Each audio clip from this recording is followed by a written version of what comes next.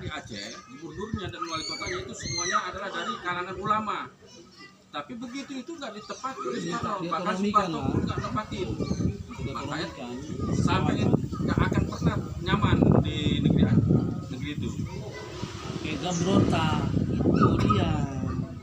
Dan sejarah saya ini itu sejarah orang yang akan bicarakan yang punya ilmu semuanya. Berbeda sama kau ini. Jadi pesawat pertama Indonesia itu Aceh mengiring. Jakarta ini miskin ini, Jawa ini mau dibantu Aceh bisa merdeka. Kalau itu mah Apa lagi? kagak nyambung sama GAM.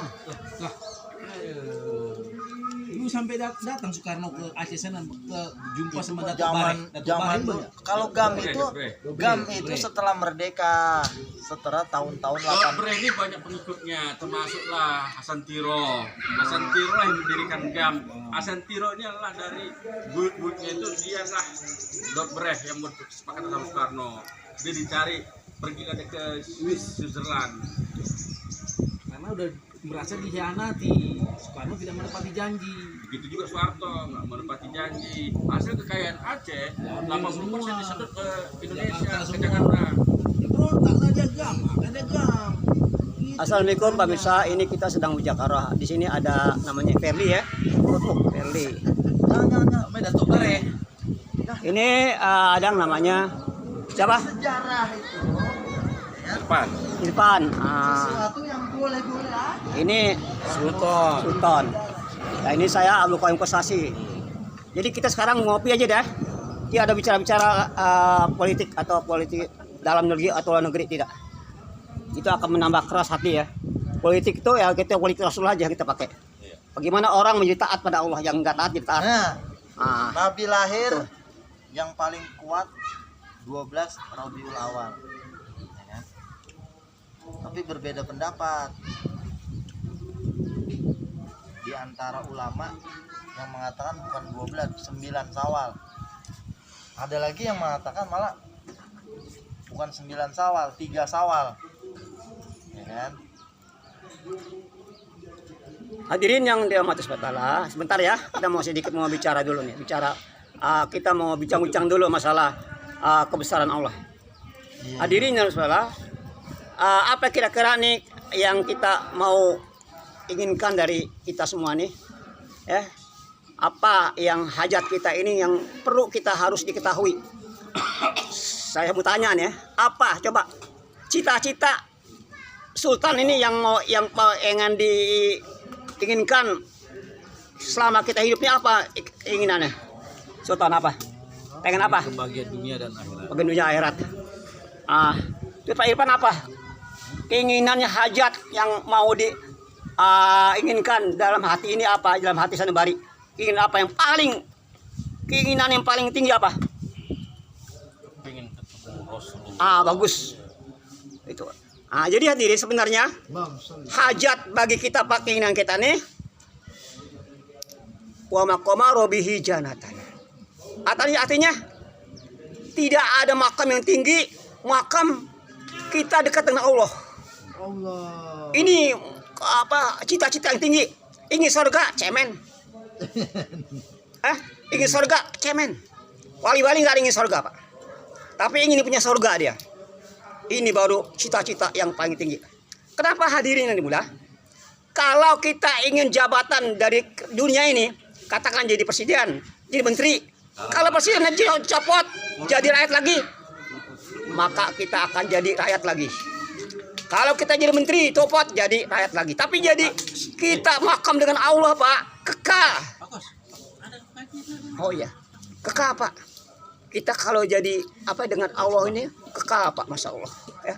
Jadi cita-cita yang tinggi ini enggak maqama robihi janatan. Jadi siapa yang mau pengen makam dekat Allah nih pak, 2 surga di dunia dan surga di akhirat. Kalau orang nih sudah dapat surga di dunia pak, nggak mau lagi surga di akhirat, karena surga di dunia ini lebih dari abang surga di akhirat.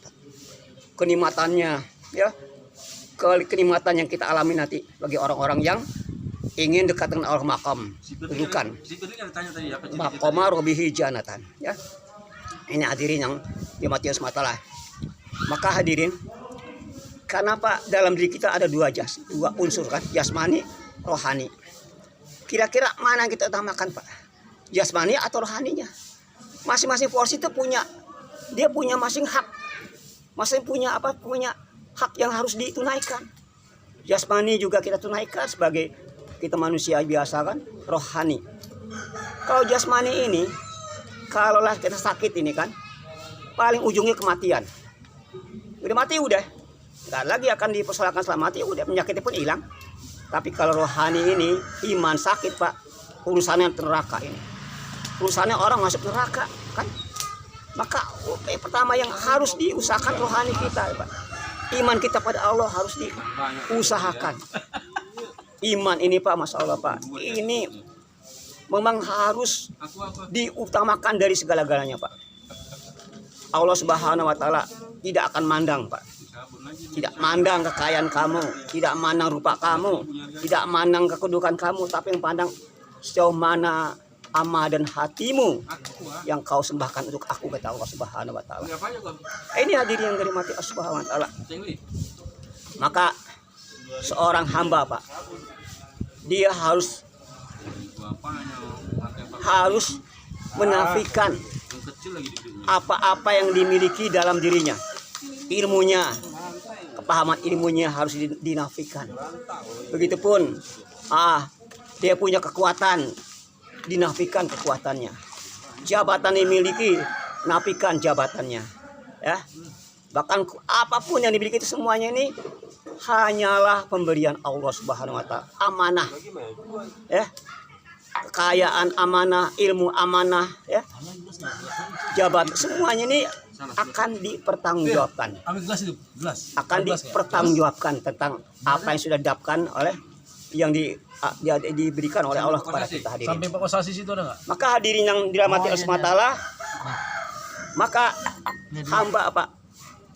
Harus dia tampilkan kehambaannya. Hamba ini jahil, yang alim hanya Allah. Kalau kita mengakui kita alim Pak, berarti kita menampar sifat Allah yang maha alim. Kita ini hamba Pak yang fukoro, yang bodoh, yang jahil, ya, yang alim hanya Allah Subhanahu wa Ta'ala. Kita ini miskin, yang kaya hanya Allah. Kita lemah, yang kuat hanya Allah.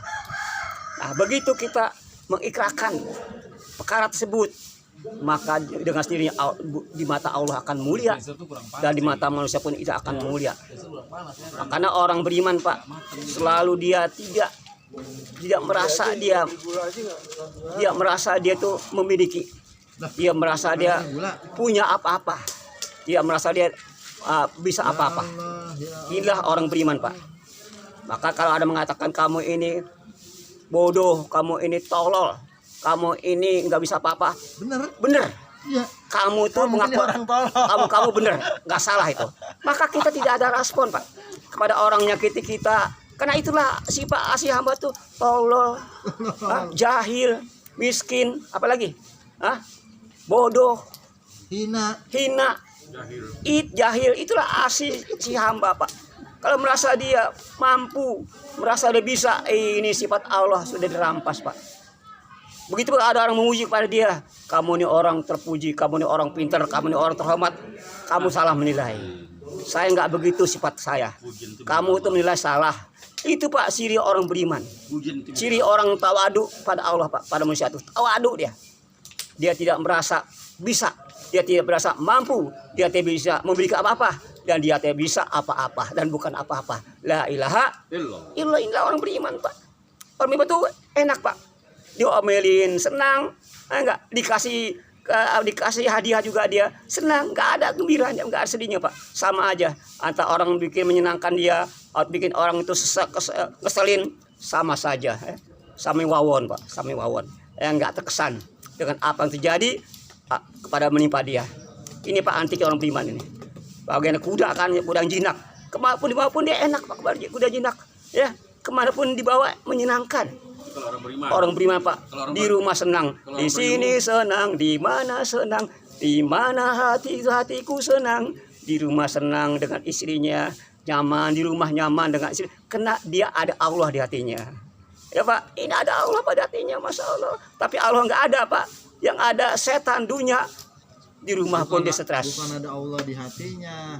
Di rumah Hatinya mengingat Allah. Jadi begitulah Pak. Orang yang tidak ada Allah Pak, stres. Kalau Selalu tidak kalau di mau hatinya ada Allah, tidak mau mengalah. kecil banget Allah. Tidak mau mengalah Pak. Maunya menang sendiri. Itu yang hati keras. Maka surga itu diisi orang lembut, orang yang dermawan, kasih sayang. Itulah penghuni surga Pak. Hati lembut ada? Hah? Hati lembut ada? Hati lembut itu penghuni surga Pak. Hati yang keras ya nggak ada surga Pak. Surga itu hati yang lembut, yang mudah menerima kebaikan, sebab maaf, penyantun, senyum. Nggak ada namanya apa jemurut, nggak ada Pak ahli surga begitu. Aswin bilang nggak ada. Cemberut aja, nggak galau aja nggak ada Pak. Di dunia Pak tuh udah ada gambaran. Orang ahli surga itu udah ketahuan Pak, nyata Pak. Maka iman tuh dibuktikan dengan apa? Perbuatannya.